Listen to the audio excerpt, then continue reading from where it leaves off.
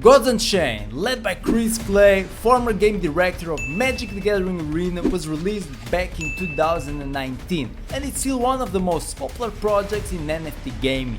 When it was released, there were barely any NFT games, but now with AAA titles as competitors, do you think it's still worth to play Gods Unchained nowadays?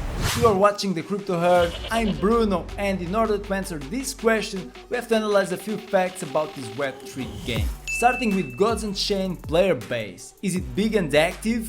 Well, accordingly to Dep Radar, Gods Unchained is #1 on Immutable X. But obviously not every NFT game interacts with Immutable X. But this fact is still quite bullish for Gods Unchained. If you actually come to godsunchained.com, we can see that the unique players per day decreased from 20,000 back in April to 10,000 in July 2022. So as you guys can see, the unique players per day decreased by 50% in the last months. But this could also be related with the current crypto market conditions, because as you guys know, in bear markets there are lots of crypto tourists who simply leave the space. And obviously because of this, NFT gaming took a huge hit. Now let's talk about Gods Unchained gameplay. Is it exciting? Is it up to the AAA NFT games that are being released this year? So I would say that Gods Unchained as a trading card game has really interesting features. With all the available gods, with all the available cards, we can create so many strategies. Then it has unique features like, for example, the favor system that distinguishes Gods Unchained from other trading card games. So I would say that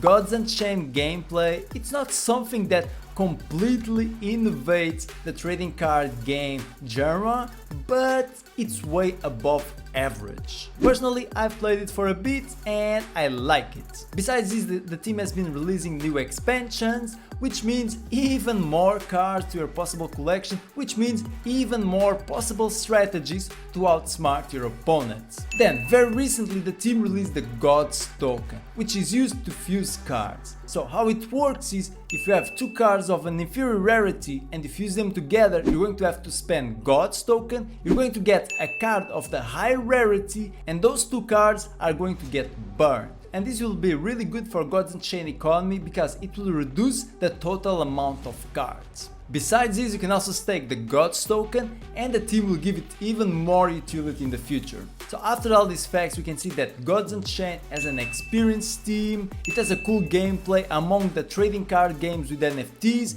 they have the Gods token which is really good to control the total supply of cards, and the team is always working hard and releasing new content for this project. So after all of this, I can tell you that Gods Unchained is definitely worth playing right now. It has been around for 3 years, it has been battle tested, and even though we're in a bear market, the NFT gaming community is still interested in playing Gods Unchained. So guys, if you didn't, give it a try.